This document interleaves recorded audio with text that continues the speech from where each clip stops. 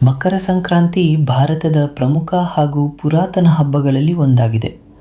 ಇದು ಸೂರ್ಯನು ಧನುರಾಶಿಯಿಂದ ಮಕರ ರಾಶಿಗೆ ಪ್ರವೇಶಿಸುವ ದಿನವಾಗಿ ಆಚರಿಸಲಾಗುತ್ತದೆ. ಸಾಮಾನ್ಯವಾಗಿ ಪ್ರತಿ ವರ್ಷ ಜನವರಿ 14ನೆಯ ಅಥವಾ 15ನೆಯದಂದು ಮಕರ ಸಂಕ್ರಾಂತಿ ಬರುತ್ತದೆ. ಈ ದಿನದಿಂದ ಉತ್ತರಾಯಣ ಆರಂಭವಾಗುತ್ತದೆ ಎಂದು ಹಿಂದೂ ಧರ್ಮದಲ್ಲಿ ನಂಬಿಕೆ ಇದೆ.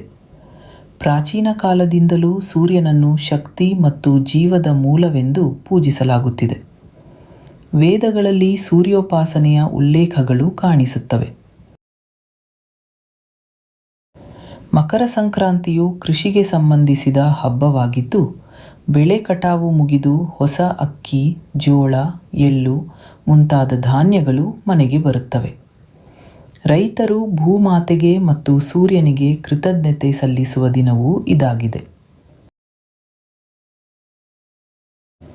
ಪೌರಾಣಿಕ ಕಥೆಗಳ ಪ್ರಕಾರ ಮಹಾಭಾರತ ಕಾಲದಲ್ಲಿ ಭೀಷ್ಮ ಪಿತಾಮಹರು ಉತ್ತರಾಯಣ ಆರಂಭವಾಗುವವರೆಗೆ ಬಾಣಶಯ್ಯೆಯ ಮೇಲೆ ಕಾಯುತ್ತಿದ್ದರು ಎಂಬುದು ಪ್ರಸಿದ್ಧ ಕಥೆ. ಉತ್ತರಾಯಣ ಕಾಲದಲ್ಲಿ ದೇಹ ತ್ಯಜಿಸಿದವರಿಗೆ ಮೋಕ್ಷ ಸಿಗುತ್ತದೆ ಎಂಬ ನಂಬಿಕೆ ಇದೆ.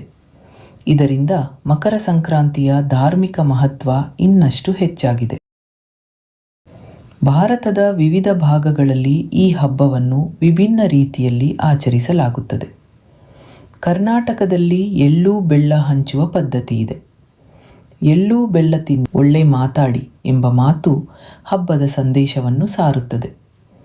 ಇದು ಸೌಹಾರ್ದತೆ, ಸ್ನೇಹ ಮತ್ತು ಮಧುರ ಸಂಬಂಧಗಳ ಸಂಕೇತವಾಗಿದೆ. ತಮಿಳುನಾಡಿನಲ್ಲಿ ಈ ಹಬ್ಬವನ್ನು ಪೊಂಗಲ್ ಎಂದು ಕರೆಯಲಾಗುತ್ತದೆ.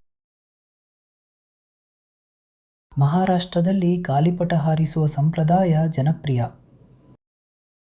ಪಂಜಾಬ್ನಲ್ಲಿ ಲೋರಿ ಹಬ್ಬವಾಗಿ ಬೆಂಕಿ ಹಚ್ಚಿ ಸಂಭ್ರಮಿಸಲಾಗುತ್ತದೆ. ಎಲ್ಲೆಡೆ ಮಕರ ಸಂಕ್ರಾಂತಿ ಹೊಸ ಆರಂಭ, ಬೆಳಕು ಮತ್ತು ಸಮೃದ್ಧಿಯ ಸಂಕೇತವಾಗಿದೆ. ಒಟ್ಟಾರೆ ಮಕರ ಸಂಕ್ರಾಂತಿ ಧಾರ್ಮಿಕ, ಸಾಂಸ್ಕೃತಿಕ ಮತ್ತು ಕೃಷಿ ಮಹತ್ವ ಹೊಂದಿರುವ ಹಬ್ಬವಾಗಿದೆ. ಇದು ಪ್ರಕೃತಿಯೊಂದಿಗೆ ಮಾನವನ ಸಂಬಂಧವನ್ನು ನೆನಪಿಸುವ ಹಬ್ಬವಾಗಿದ್ದು, ಏಕತೆ, ಕೃತಜ್ಞತೆ ಮತ್ತು ಸಂತೋಷವನ್ನು ಹಂಚಿಕೊಳ್ಳುವ ಸಂದೇಶವನ್ನು ನೀಡುತ್ತದೆ.